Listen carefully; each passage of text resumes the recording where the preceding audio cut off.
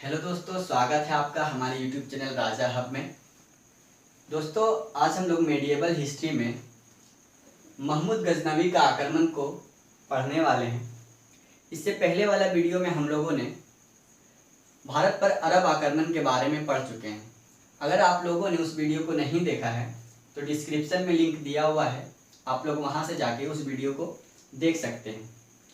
दोस्तों, आपको पता होगा कि मेडिएवल हिस्ट्री से लगभग सभी एग्जाम में क्वेश्चन पूछे जाते हैं। खास करके बीपीएससी, जेपीएससी या कोई भी अदर पीसीएस एग्जाम में इससे क्वेश्चन आपको देखने को मिल ही जाएगा। तो चलिए दोस्तों, आज का वीडियो हम लोग शुरू करते हैं, जो कि है हमारा भारत पर महमूद गजनवी का आक्रमण। यह जो आक्रमण है यह तुर्क आक्रमण है।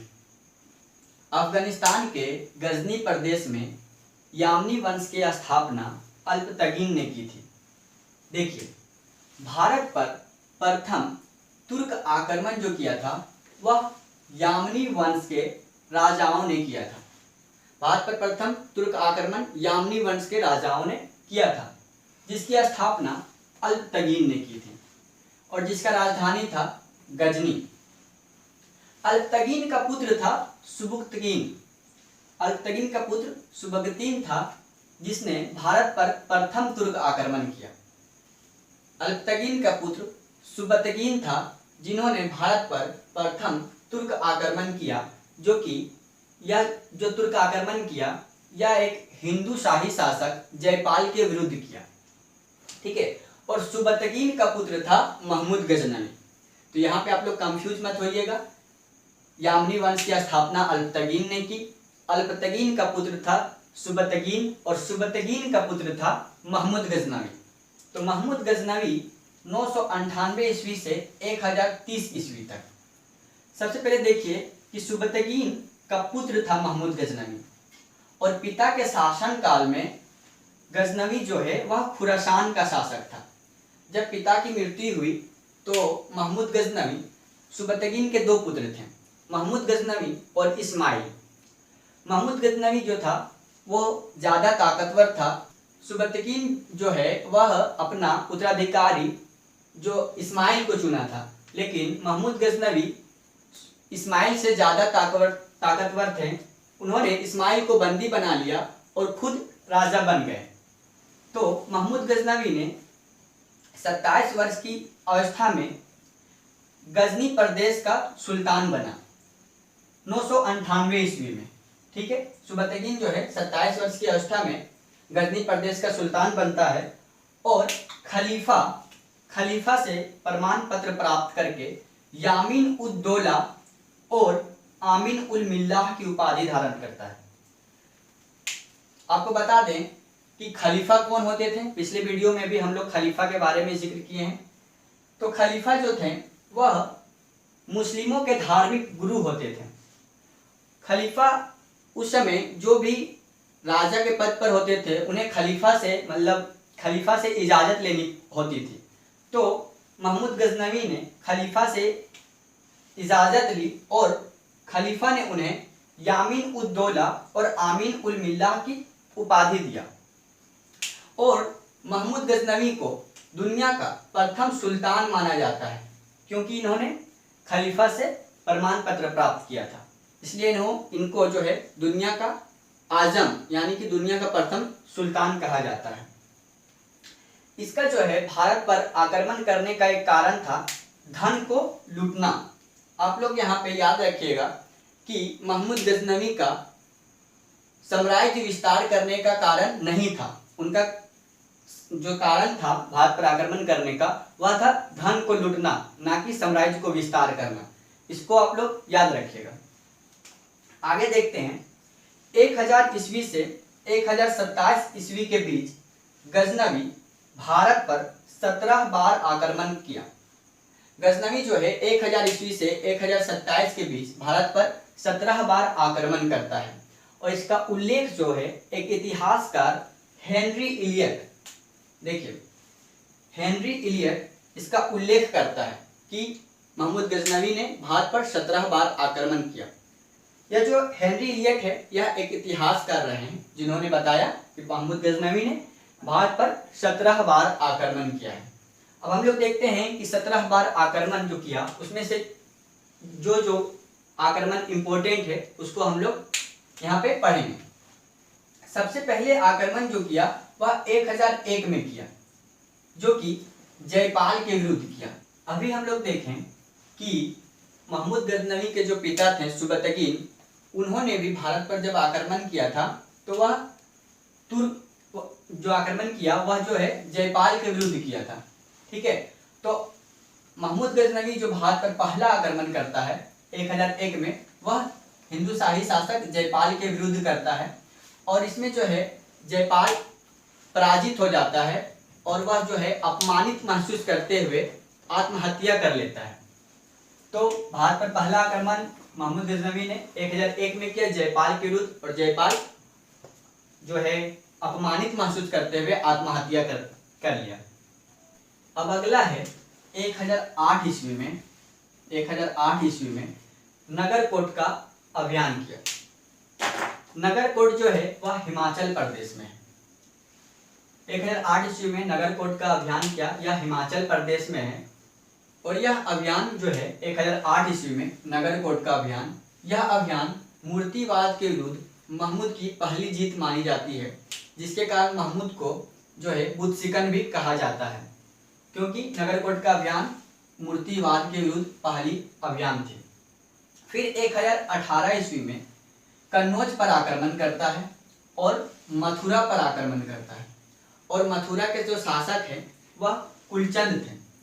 मथुरा पर जब आक्रमण किया तो वहां के शासक कुलचंद थे, जो कि युद्ध स्थल पे ही वह मारा जाता है। फिर अगला आक्रमण 1021 ईस्वी से 22 ईस्वी के बीच करता है, जो कि ग्वालियर के राजा कृतिराज को पराजित करने के लिए कालिंजर का घेरा डालता है। ग्वालियर के राजा थे कृतिराज, उनको पराजित करने के लिए जो है कालिंजर का घेरा डालता है, और इसमें जो है लेकिन वह जीत नहीं पाता है। उसके बाद विद्याधर के साथ महमूद की संधि होती है, और इस संधि में महमूद को 15 किले उपहार दिए जाते हैं।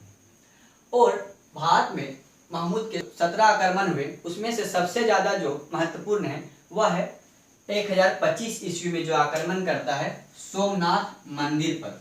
यह 16वां आक्रमण रहता है महमूद की। और सोमनाथ मंदिर पर जब आक्रमण करता है तो उस समय वहाँ के जो शासक रहते हैं वह भीम प्रथम रहते हैं।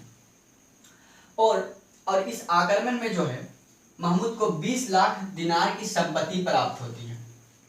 और यह 20 लाख दिनार की संपत्ति जब महमूद लूट कर वापस जाता है तो रास्ते में जो है जाट लुटेरों ने महमूद के सैनिकों को लूट लेता है, जिसके कारण महमूद जो है फिर से आक्रमण करता है जाट लुटेरों के विरुद्ध, जाटों के विरुद्ध 1027 ईस्वी में। अंतिम आक्रमण रहता है जाटों के विरुद्ध, क्योंकि जाट लुटेरों ने जब महमूद गजनवी सोमनाथ मंदिर से जो है संपत्ति लूट के जा रहा था तो रास्ते में जाटों ने उसके सैनिकों को लूट लिया। इसके लिए महमूद ने 1027 ईस्वी में फिर से आक्रमण किया। फिर 1030 ईस्वी में महमूद की मृत्यु हो जाती है। तो एक बार हम लोग फिर से रिकॉल करते हैं सभी आक्रमण को। 1001 ईस्वी में जयपाल के विरुद्ध जयपाल अपमानित महसूस करते हुए आत्महत्या कर लेता है। 1008 ईस्वी में नगरकोट का अभियान किया, मूर्तिवाद के विरुद्ध पहली जीत मानी जाती है, जिसके कारण बुद्ध शिकन भी कहलाया। फिर 1018 में कन्नौज और मथुरा पर आक्रमण करता है। मथुरा का शासक रहता है कुलचंद, जो युद्ध स्थल पे ही मारा जाता है। फिर 1021 से 1022 के बीच ग्वालियर के राजा कीर्तिराज को पराजित करने के लिए कालिंजर का घेरा डालता है और इसे जीत नहीं पाता है, और लास्ट में विजयधर के साथ संधि हो जाती है और 15 किले जो है उपहार के स्वरूप महमूद को दिया जाता है। और फिर 1025 ईस्वी में 16वां आक्रमण सोमनाथ मंदिर पर करता है, जिससे वहां 20 लाख दिनार की संपत्ति प्राप्त होती है। सोमनाथ मंदिर पर जब आक्रमण करता है तो वहां के शासक भीम प्रथम रहते हैं, और सोमनाथ मंदिर का पुनर्निर्माण भीम देव ने कराता है, सोमनाथ मंदिर का निर्माण फिर से। उसके बाद 1030 ईस्वी में महमूद की मृत्यु हो जाती है।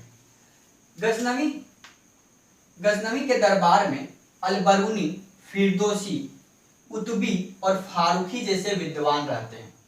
गजनी के दरबार में जो है 4 विद्वान थे जो कि महत्वपूर्ण हैं। अलबरूनी, फिरदौसी, उतबी, फारूकी जैसे विद्वान रहते थे, जो कि इन विद्वानों ने तरह तरह के ग्रंथ की रचना की है।